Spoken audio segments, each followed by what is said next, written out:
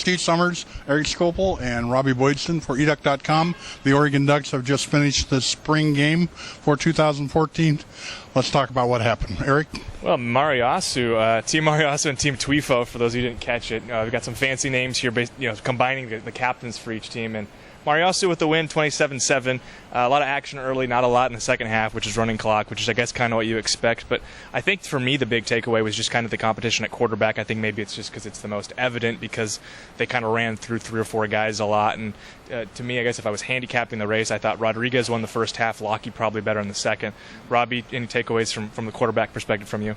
I agree with your assessment there. I felt like Rodriguez came out firing. He actually completed, I think, 4 or 6 on his first drive there, 4 passes, and he was on target. You could see that the velocity and the accuracy were matching up, and then all of a sudden he kind of started to force things. He was thrown into coverage, and he got bit, and it seemed like after he did that the first time, he wasn't really able to get out of it. Meanwhile, Lockie really did start to settle in right at the beginning there. That second half had a couple of nice throws, including one on that flea flicker touchdown. That was pretty nifty. So if you haven't got a chance to see that, go find a replay. But it's what Mark Helfrich said after the game. It's real tough to kind of take anything away from that and say there's a definitive backup right now.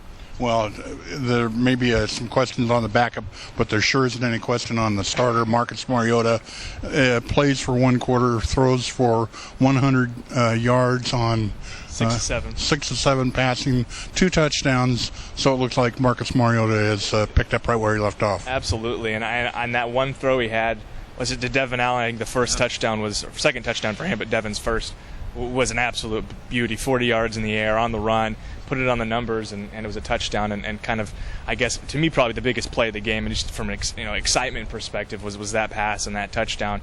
But looked great all the way through. I think his one incompletion was just kind of, a throwaway pass anyway, so it wasn't like there was any instances where he was really struggling, looked really comfortable out there, which is, I think, what you expect from somebody who's going to be one of those kind of Heisman front-runner guys going into this season.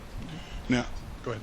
Oh, I was just going to add on the fact that you mentioned Devin Allen in the game he had today, coming out, his first real big impression on the Oregon fan base, and comes away with 2 touchdowns, including one right as the clock expired there at the end of the game, hooking up a pass from Damian Hobbs.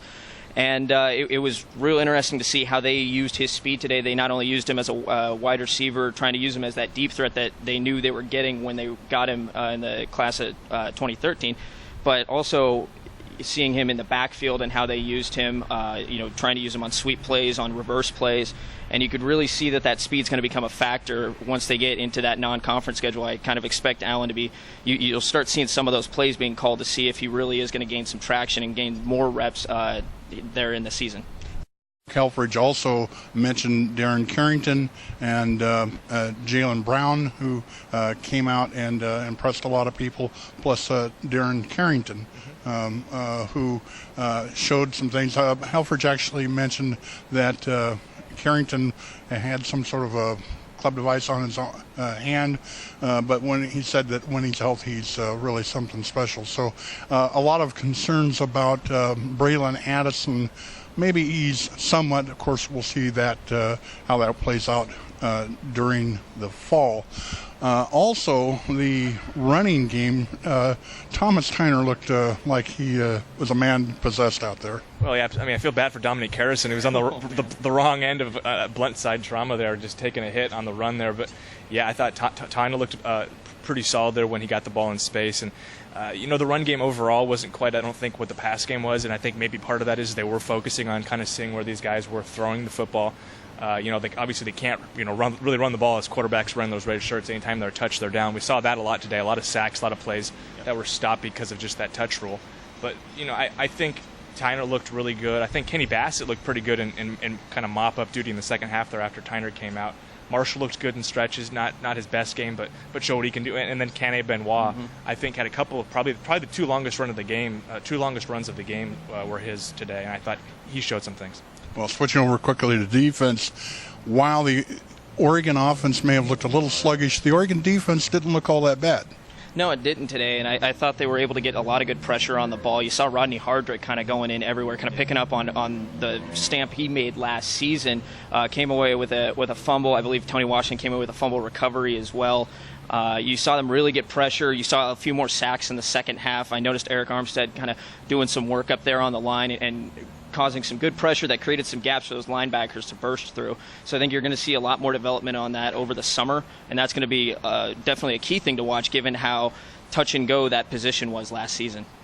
I think once you saw Marcus come out of the game, you kind of had those quarterbacks who don't have the same experience. And I think the defense took a little bit of an advantage of that, especially the defensive line and linebackers, just in terms of putting pressure on him. Came away with a lot of sacks. Like I said, I don't have the exact number in front of me, but it felt like a lot.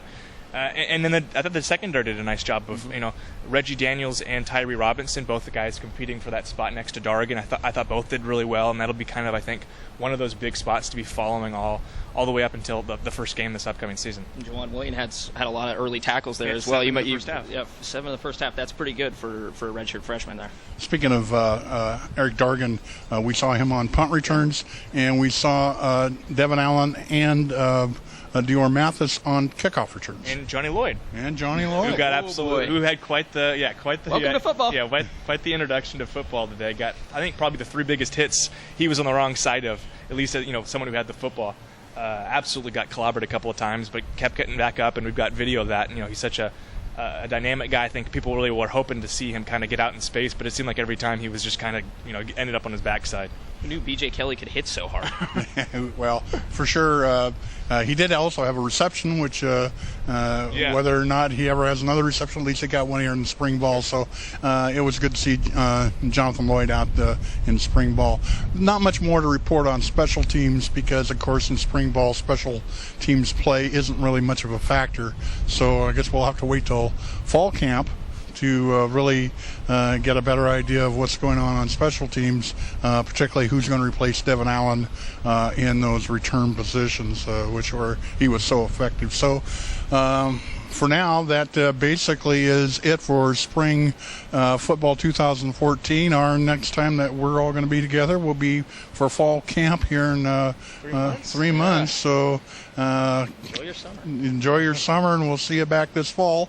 Until then, this is Steve Summers with Erik Skopil and Robby Boydstun for educ.com.